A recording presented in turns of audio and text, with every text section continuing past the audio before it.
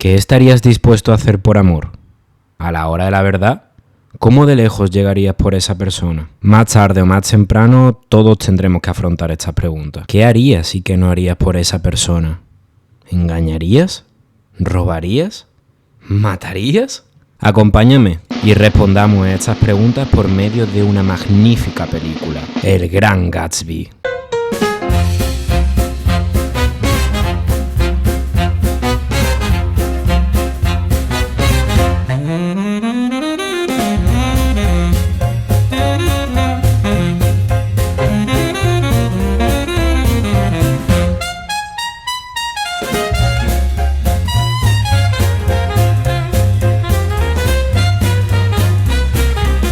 Nick Carraway es un alcohólico con problemas de insomnio, que ingresado en una clínica para tratar sus problemas, comienza a contar su historia con un tal Gatsby.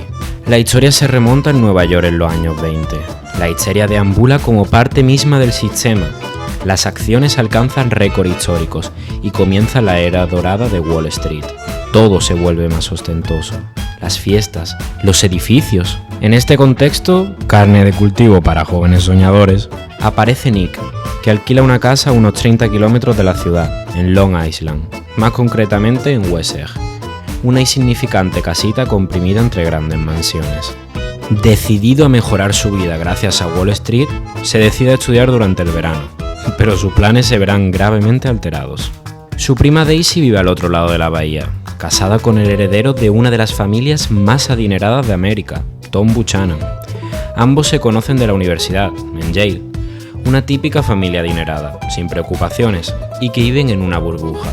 Y como toda buena familia adinerada y prototípica, él tiene un amante, y ella vive infelizmente. Su marido no estuvo siquiera en el momento del nacimiento de su hija. Ya desde el comienzo, todo el mundo le habla a Nick de un tal Gatsby, que si Gatsby esto, que si Gatsby lo otro. Un misterioso millonario que al parecer vive en la casa del lado suya. Daisy parece verse conmovida al escuchar su nombre. Un día, Nick cree ver su figura en el embarcadero, como si estuviese tratando de alcanzar algo en la oscuridad, una luz verde. Llegados a este punto, Nick no puede seguir hablando con su terapeuta sobre Gatsby, y este le recomienda que lo escriba, pues siempre ha sentido placer por ello, y así lo hace. Comienza a escribir la historia de Gatsby. El Valle de las Cenizas, o menos poéticamente, el vertedero de Nueva York, estaba situado a medio camino entre la zona donde vivía Nick y la ciudad. Allí un viejo cartel de un oculista vigilaba la zona como si fueran los mismísimos ojos de Dios. Nick acompaña a Tom a una de sus salidas estelares, donde comienza a enamorarse más profundamente de la ciudad, por lo que sea. Durante toda la película se reincide en el doble punto de vista. Nick observa todo desde dentro y desde fuera. Desde dentro como persona que experimenta los sucesos, y desde fuera como observador y posterior narrador de dichos sucesos. Mientras crece su amor por la ciudad, Nick sigue sintiéndose observado por su vecino Gatsby. Un día, recibe una invitación personal de este a una de sus glamurosas fiestas. Nunca nadie había recibido una invitación personal de Gatsby. Nick era el primero. Gatsby, misterioso millonario, organizaba todas las semanas fiestas monumentales donde toda la ciudad, sin distinciones sociales ni económicas, era invitada. Sin embargo, el anfitrión no aparece. Preguntando, Nick descubre que nadie lo ha visto jamás. ¿Qué sentido tienen entonces todas estas grandes fiestas? Mientras Nick va detrás de Jordan Baker, una famosísima golfista, amiga de su prima, con la que ha comenzado a flirtear, se topa con un hombre que le pregunta qué tal lo está pasando en la fiesta. Cuando Nick le revela que es el único invitado, este extraño se desvela como el misterioso anfitrión, Gatsby. Comienzan a hablar, y a raíz de una invitación para el día siguiente, forjan una amistad. Para cuando se da cuenta, Nick suele ver habitualmente a Gatsby, pero no lo conoce realmente. Sigue siéndole un completo desconocido. Todo cambia el día en que este le recoge en un coupé amarillo para ir a almorzar. En el camino, Gatsby comienza a abrirse a Nick. Le cuenta que viene de una familia acomodada, que todos sus familiares han muerto y es el único heredero de dicha fortuna, que se educó en Oxford y una larga lista de cosas ostentosas y exclusivas de reductos adinerados. De todo esto disfrutó, o al menos eso dice, hasta que llegó la guerra, que no supuso ninguna traba para él, puesto que acaba siendo condecorado como héroe. ¿Sería todo lo que cuenta verdad? Precisamente para corroborarlo, Gatsby lleva a Nick ante la presencia del señor Meyer Wolfsheim y le adelanta que le tiene que pedir un gran favor, el cual le revelará la señorita Baker. Gatsby presenta a Nick al ya mencionado señor Meyer y van a almorzar a un restaurante de lujo, de estos ocultos que tanto gustan. Están tranquilamente y cuando menos lo esperan, llega Tom. Sí, el mismo Tom que engaña a la prima de Nick. Gatsby parece sentirse muy incómodo en su presencia y evitar activamente el contacto visual con él. Concurre la esperada cita con la señorita Baker, donde se revelará cuál es ese favor que tanto quiere Gatsby. Jordan comienza a hablar y nos descubre que ella realmente ya conocía a Gatsby. Hace 5 años, en Louisville, Daisy era la chica que todo hombre de allí añoraba, y una tarde la vio con Gatsby, ambos profundamente enamorados. La guerra los separó, y cuando terminó, no tuvo noticia alguna por su parte. Un año más tarde, apareció Tom y la conquistó. La mañana de su boda con Tom, Daisy recibió una carta de Gatsby, que la hizo arrepentirse, pero pese a ello, la boda siguió adelante. Era demasiado tarde.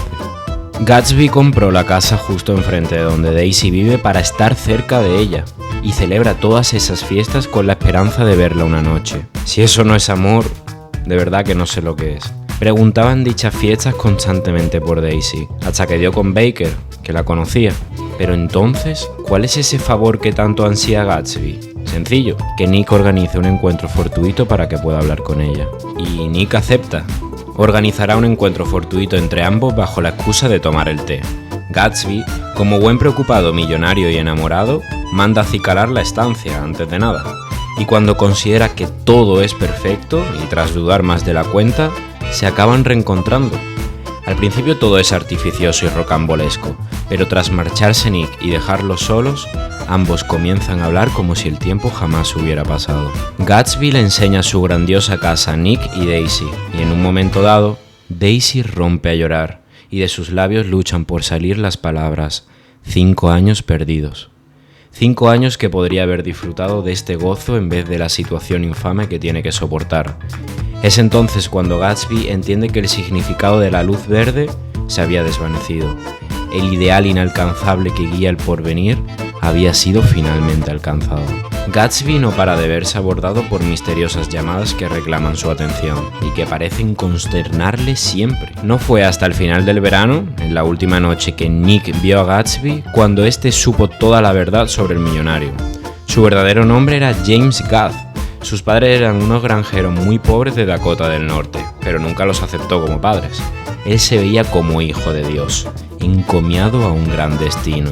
Persiguiéndolo, huyó con 16 años muy lejos. Una tarde, frente a la costa del lago Superior, vio un yate en peligro y consiguió salvarlo con coraje. El barco pertenecía al millonario alcohólico Dan Cody. Fue en ese momento crítico cuando decidió llamarse Jay Gatsby. Durante 5 años viajaron juntos. Cody le enseñó todo a Gatsby, cómo vestir, actuar y hablar como un caballero. El joven Jay esperaba heredar el dinero de Dan, pero al morir la familia se las ingenió para quitarle la herencia. Entonces, ¿de dónde provenía todo ese dinero? Gatsby invita a Daisy y a su esposo a una de sus glamurosas fiestas, donde Daisy le dice a Gatsby de huir juntos, y este deniega en rotundo. Todo lo que ha construido ha sido para ella, y quiere que lo disfrute. Acabada la fiesta, Gatsby confiesa a Nick que necesita que Daisy le diga a Tom que nunca lo ha querido.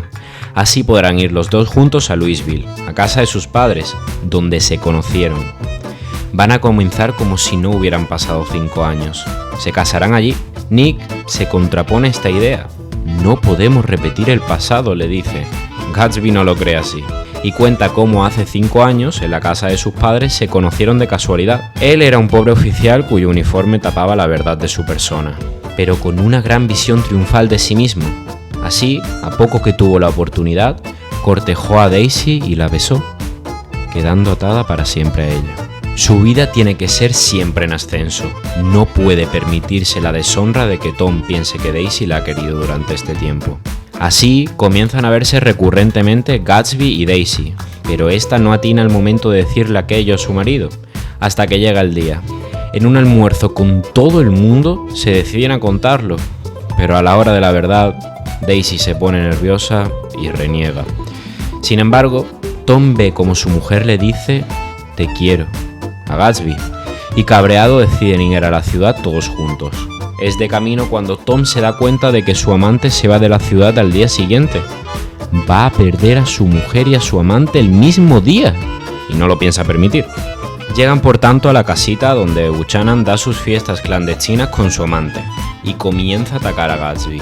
Primero le pregunta por lo de Oxford, de lo que consigue salir bien parado, y finalmente dispara.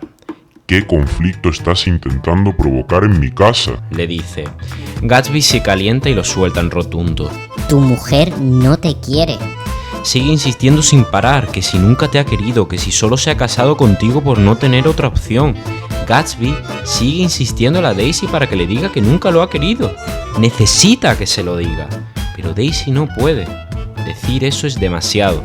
En algún punto lo quiso, pero lo importante es que su corazón ahora solo pertenece a Gatsby. No es así, pero este no puede conformarse con eso. Su ego no se lo permite. Necesita que se lo diga directamente. Es cuando sale a flote la verdad sobre la fortuna de Gatsby. Es un estafador, junto con su amigo, Meyer Wolfsheim.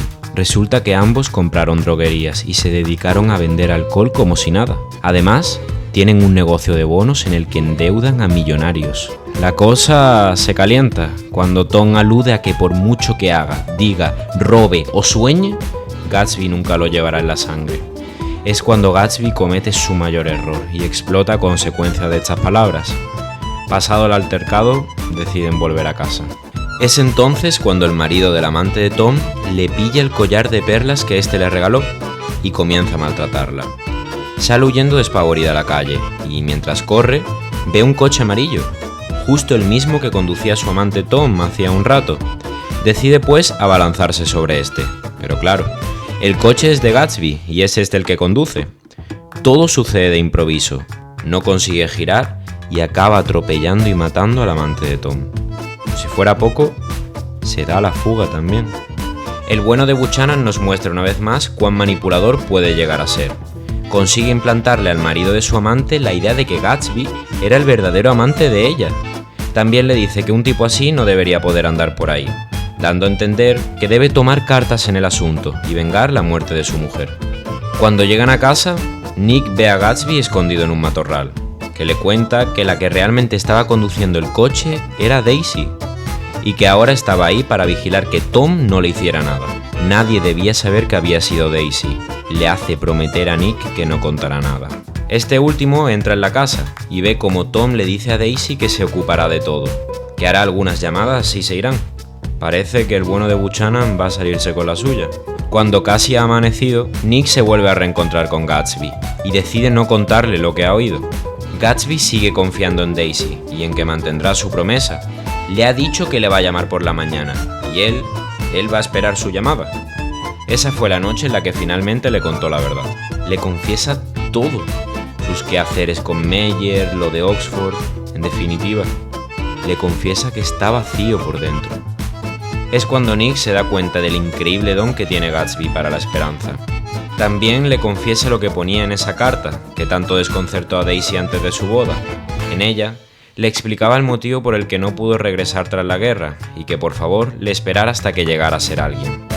Todo fue por ella, la casa, las fiestas, todo. Amanece y el momento en el que ha de llegar la llamada se acerca.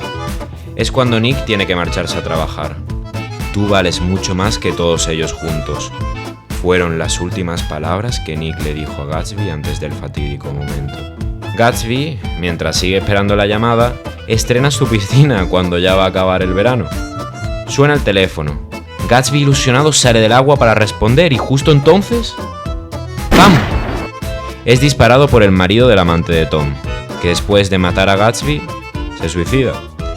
En sus últimos momentos la luz verde del embarcadero de Daisy vuelve a brillar del mismo modo que antes. Lo había conseguido y lo ha perdido al final. O al menos eso cree. Porque resulta que el que había llamado era Nick para preguntar qué tal iba todo. Gatsby muere pensando que Daisy le había correspondido, cuando no era así. El resto del día fue una interminable secuencia de policía, fotógrafos y periodistas sensacionalistas. Culparon a Gatsby de todo. de la aventura con la mujer atropellada, del propio atropello, de la fuga. Nick no podía decir nada sin pronunciar lo impronunciable, que nada de eso era verdad.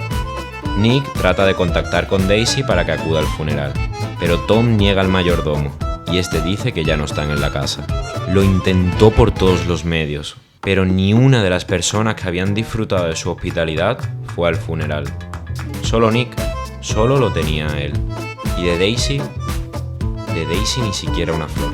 Es entonces cuando Nick acaba el relato sobre Gatsby. Tras la muerte de este, Nueva York se le antojaba una ciudad maldita. En la última noche que pasó allí, volvió a la ahora lúgubre casa de Gatsby y recordó todo lo que había sido. Para concluir recordando el asombro de Gatsby cuando descubrió la luz verde al final del embarcadero de Daisy. Había llegado tan lejos con su sueño que debió creer tocarlo con los dedos. Pero era puro espejismo. Darlo todo, conseguir aquello que parece inalcanzable y finalmente acabar sin nada. Gatsby constantemente mira la vida a la cara y se impone. Su voluntad de obtener aquello que anhela es tal que no le teme a nada. No puede perder, no puede fallar. No es soberbia, es confianza. Una persona que nació en un contexto de pobreza y que escaló hasta los más altos estratos sociales. Todo por sí mismo, todo por una mujer. ¿Pero acaso el amor no merece la pena? Al inicio te preguntaba qué estarías dispuesto a hacer por amor. Pues bien, Gatsby lo tiene claro, todo cuanto sea necesario. Es el mero hecho de perseguir la luz verde la que da sentido a nuestra vida. Probablemente nunca lleguemos a alcanzarla, pero es en el trayecto y persiguiéndola donde encontramos sentido, donde encontramos nuestro verdadero yo. Lo que debemos de entender es que por pura definición nunca vamos a llegar a tocar esa luz verde. Esta es un ideal inalcanzable, pero el hecho de que lo sea no nos exime de perseguirla. Debemos hacerlo, porque es a través de ello donde nos sentimos realizados, donde mejoramos realmente como personas. Porque merece la pena el sentir, aunque tan solo sea un segundo. Ese sentimiento hace que todo valga la pena. La tristeza previa, los sacrificios, la no correspondencia de la otra persona, todo eso se olvida, todo se acepta. Y no se debe malinterpretar, no se acepta de un modo pasivo, no se acepta como conformidad, al revés. Se acepta precisamente gracias a la realización que se logra, se acepta precisamente gracias a la mejora que experimenta el individuo. El mayor error de Gatsby es no aceptar que las cosas cambian. Su ego es tal que no puede conformarse con recuperar a la mujer de su vida. Necesita que ésta le diga a la cara de su marido que nunca lo ha querido. Ascender desde tan abajo le ha llevado a considerarse a sí mismo como un dios, una persona por encima de la corpórea ilusión, que no debe atenerse a ningún factor externo a la hora de decir nada. Podría haberlo tenido todo, y al final se queda sin nada. ¿Pero realmente esto es así? Pensémoslo. Gatsby es una persona que ha luchado hasta la saciedad por conseguir aquello que anhela. Sus ideales son los que le han llevado a la posición en la que se encuentra. ¿Por qué debe renunciar ahora a ellos, cuando son estos los que precisamente le han dado todo lo que tiene? Sin embargo, también es cierto que hay que saber frenar a tiempo, más si cabe en el amor. Hay veces que se tiene la oportunidad en la palma de la mano y somos tan arrogantes de rechazarla, y luego nos arrepentimos largo y tendido de ello. El amor es un vendaval que arremete contra la puerta de tu ser en algún momento. Hay que saber cuándo abrir la puerta y cuándo mantenerla cerrada. Gatsby peca de esto, pero no podría haber sido de otro modo. Sus ideales tan firmes le han llevado a quedarse tan cerca, y son los que también, paradójicamente, lo hacen fracasar. Irónicamente, sigue sin conseguir lo que más anhela. Esa luz verde está más cerca que nunca, y sin embargo, no atina a cogerla. Porque hay ciertas veces en la vida que por más que se luche, sencillamente no se puede conseguir. El dar tiene un límite, y por mucho que se trate de sobrepasar, el resultado es siempre el mismo, nulo. Gatsby peca de ingenuo, y es algo con lo que todos podemos llegar a sentirnos identificados en algún momento. Ese darlo todo por una persona y aún así obtener una negativa. Porque sencillamente hay veces que no se trata de cuánto puedas dar tú, sino de la otra persona. Y ante una cerrazón tal, más vale abandonar que seguir insistiendo inútilmente. Y para cerrar, hay una frase que me dijo un amigo mío una vez y que me caló muy profundo, y con la que me gustaría terminar el vídeo. Estábamos hablando sobre el sufrimiento que provoca el desamor, cuando me dijo: ¿y para qué venimos a la vida, si no es para sentir? Me da igual sufrir, he venido a este mundo para sentir. Y tiene toda la razón. El sufrimiento es el sentir más real. Nada cala más que el dolor, nada se padece y disfruta del mismo modo. Porque cuando no tienes más lágrimas que derramar, entiendes el por qué las derramaste. Sufrimos para entender. Es una parte fundamental de nuestro crecimiento como personas. No tratemos nunca de no sufrir. Es humano, natural.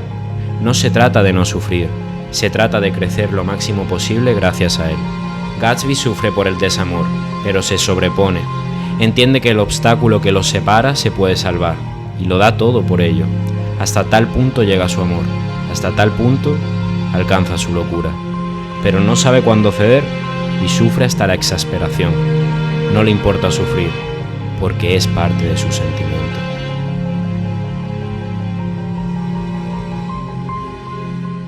Oye, tú, suscríbete, que le he puesto mucho esfuerzo y no te cuesta nada. Así que venga, dale al botoncito, te espero.